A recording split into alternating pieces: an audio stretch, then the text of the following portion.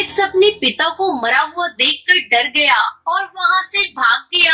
टुनटुनी की सास बंटी को मरा हुआ देखकर अपना सब कुछ खो बैठती है। एक गांव में टुनटुनी चिड़िया अपनी माँ टूनी चिड़िया के साथ रहती थी। टुनटुनी का पिता कालू कौआ एक बस ड्राइवर था। टुनटुनी जब भी अपने पिता को लकड़ी की बस चलाते हुए देखती तो उससे कहती, पिताजी, मैं भी लकड़ी की बस चलाना सीखना चाहती हूँ, क्योंकि बड़ी होकर मैं भी आपकी तरह लकड़ी बस ड्राइवर बनना चाहती हूँ। ठीक है बिटिया, जब तेरे स्कूल की छुट्टी होगी मैं तुझे लकड़ी बस चलाना सिखा दूंगा। आप ये क्या कह रहे हैं जी? बेटी है, शादी करके दूसरे घर जाना है, इसे लकड़ी बस चलाना सिखाकर क्या करना है? जल्दी से इसकी पढ़ाई पूरी हो जाए तो एक अच्छा रिश्ता देखकर इसकी शादी कर देंगे। टुनटुनी की माँ, अगर बिटिया लकड़ी बस चलाना सीख जाएगी तो इसमें बुरा ही क्या है?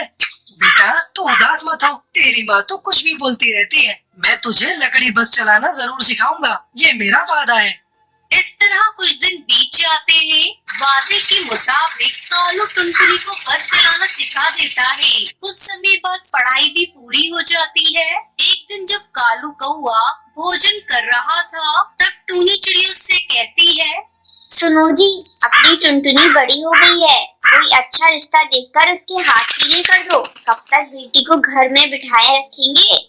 टुनटुनी की माँ, तुमने तो मेरे मुंह की बात छीन ली। कल मेरा दोस्त बंटी कबूतर मुझसे मिला था। वो अपने बेटे की शादी टुनटुनी से करना चाहता है। उसका इकलौता बेटा है मैक्स। वो शहर में नौकरी करता है। छोटा परिवार और सुखी परिवार है। तुम कहो तो मैं आगे शादी की बात करूँ। ये तो बड़ी अच्छी बात है जी, तुम शादी की तारीख पक्की कर दो।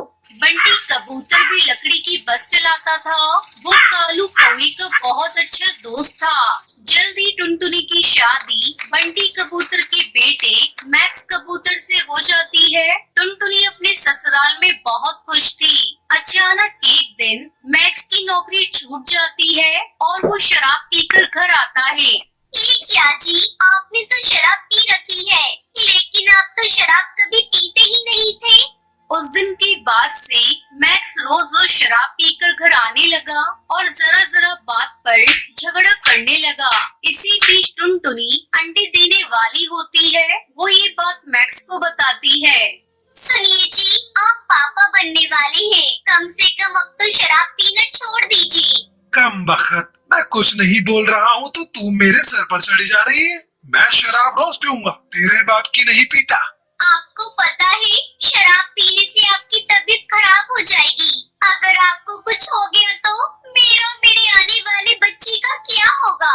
तू ऐसे नहीं मानेगी, मैं अभी तेरा इलाज कर देता हूँ। इतना कहकर वो एक छड़ी से टुनटुनी को पीटने लगता है। जब टुनटुनी का ससुर बंटी उसे बचाने आता है तब नशे में धुत मैक्स अपने पिता के सर पर वार कर देता है। बंटी वहीं मर जाता है। मैक्स अपने पिता को मरा हुआ देखकर डर गया और वहाँ से भाग गया। टुनटुनी की सास बंटी को मरा हुआ देखकर अपना सब कुछ खो बैठती है। इस तरह एक महीना गुजर जाता है। घर का सारा पैसा खत्म हो गया। तब टुनटुनी लकड़ी की बस चलाने का फैसला करती है। माँ जी, मैं बस चलाने जा रही हूँ, आप अपना घर का ध्यान रखिएगा। लेकिन बहू, तू तो माँ बनने वाली है, ऐसे में तेरा बस चलाना ठीक नहीं होगा। पर माँ जी, घर में कोई कमाने वाला बच्चा भी तो नहीं है। अब मैं चलती हूँ, आपका भोजन बनाकर रख दिया है, समय पर खा लीजिएगा। इतना कहकर टुनटुनी वहाँ से चली जाती है। दिन भर टुनटुनी बस चलाती है और शाम होने पर अपने घर लौटती है। माँ जी, ये देखिए, आज मैंने बस चलाकर बहुत सारे पैसे कमाए हैं। अब आपको चिंता करने की बिल्कुल भी जरूरत नहीं। टुनटुनी, तो जैसी बहू पाकर मैं धन्य हो गई। कुछ दिनों बाद मैक्स कबूतर घर लौट आता है और अपने किए की माफी मांगने लगता है, लेकिन टुनटुनी चिड़ियों से माफ नहीं करती और उसे वहाँ से भगा देती है। मैक्स, मैं अपने बच्चे पर तुम्हारा साया भी पड़ने देना नहीं चाहती। इस तरह दोनों सास बहू खुशी खुशी रहने लगती है। ये कहानी है सीतापुर गांव की एक छोटे से जंगल में रहने वाली टुनटुनी चिड़िया की, जो अपनी माँ के साथ उसी जंगल में एक आम के पेड़ पर रहती थी। टुनटुनी चंचल थी, लेकिन वो चीजों को जल्दी समझ नहीं पाती थी। टुनटुनी की माँ गरीब थी और वो बहुत मुश्किल से अपना और टुनटुनी का खर्चा उठाती थी। टुनटुनी की माँ मेहंदी बेचने का काम करती थी। टुनटुनी की माँ का नाम टूनी था।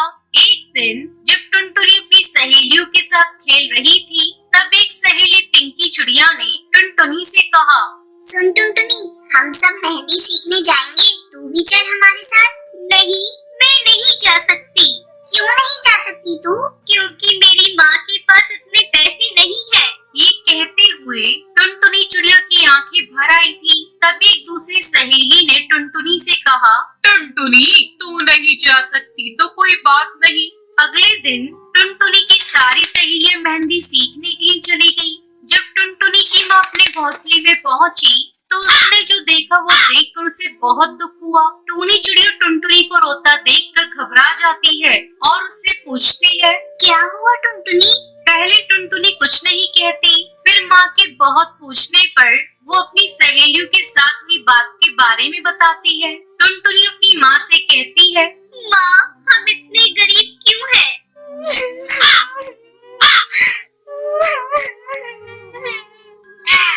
ये कहते कहते टुनटुनी और फूट फूट कर रोने लगती है। ये देख उसकी माँ भी खुद को रोक नहीं पाती और टुनटुनी को अपने सीने से लगाकर रोने लगती है। ये सब एक दूर बैठा हरी तोता देख रहा था। हरी तोता टूनी चिड़िया के पास गया। हरी तोते ने टूनी चिड़िया से पूछा, क्या हुआ टूनी बहन?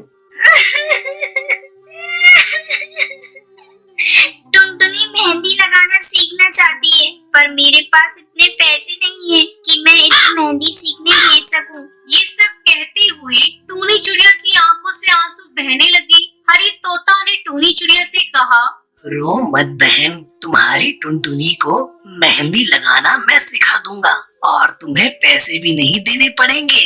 सच तोता भैया, आप सिखाओगे? हरे तोते ने हाँ में सर हिलाकर जवाब दिया।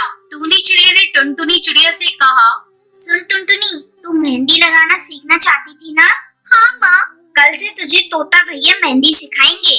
ये बात सुनकर टुनटुनी की आंखें खुशी से चमक उठती है। अगले दिन से हरी तोता ने टुनटुनी को मेहंदी लगाना सिखाना शुरू कर दिया।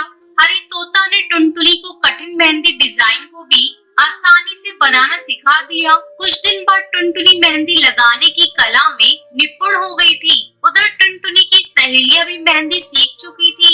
सबको इस बात पर बहुत गर्व हो रहा था, परंतु टुनटुनी की एक सहेली जिसका नाम सुंदरी कौवी था, वो ये कहती है कि मैं तुम सबसे ज्यादा अच्छी मेहंदी लगाती हूँ। ये बात कहकर वो वहाँ से चली जाती है। सुंदरी कौवी अपनी कला पर घमंड करने लगी थी। इधर टुनटुनी ने जंगल की दूसरी चिड़ियाओं को मेहंदी लगाना शुरू कर दिया था और पक्षियों को उसकी लगाई मेहंदी बहुत पसंद भी आती थी। टुनटुनी चिड़िया मेहंदी लगाने के लिए धीरे धीरे प्रसिद्ध होने लगी और अब उसे मेहंदी लगाने के पैसे मिलने लगे थे, जिससे उनकी गरीबी काफी हद तक दूर हो गई थी। टुनटुनी और उसकी माँ इस बात को लेकर बहुत खुश थे। जब इस बात का पता टुनटुनी की सहेलियों को चला तो उससे मिलने के लिए गई। टुनटुनी अपनी सहेलियों से मिलकर बहुत खुश हुई, परंतु सुंदरी कौवी को टुनटुनी की इतनी तारीफ पसंद नहीं आई। सुंदरी कौवी चिड़ियाओं के सरदार कड़कनाथ सेठ की बेटी थी। सुंदरी कौवी ने सरदार से कहा, पिताजी, क्यों न इस बार जंगल में मेहंदी प्रतियोगिता रखी जाए। इससे ये पता चल जाएगा कि इस जंगल में सबसे अच्छी मेहंदी कौन लगाता है। सरदार कड़कनाथ सुंदरी कौवी की बात मान लेता है। सरदार ने अपने मंत्री बंटी कबूतर से कहा, मंत्री जी, मेहंदी प्रतियोगिता की व्यवस्था की जाए। जब प्रतियोगिता की तैयारी चल ही रही थी कि सुंदरी कौवी ने अपनी सहेलियों से कहा, देख लेना, ये प्रतियोगिता मैं ही जीतूंगी। सुंदरी कौवी को अपनी कला और होनहारी पर घमंड हो गया था।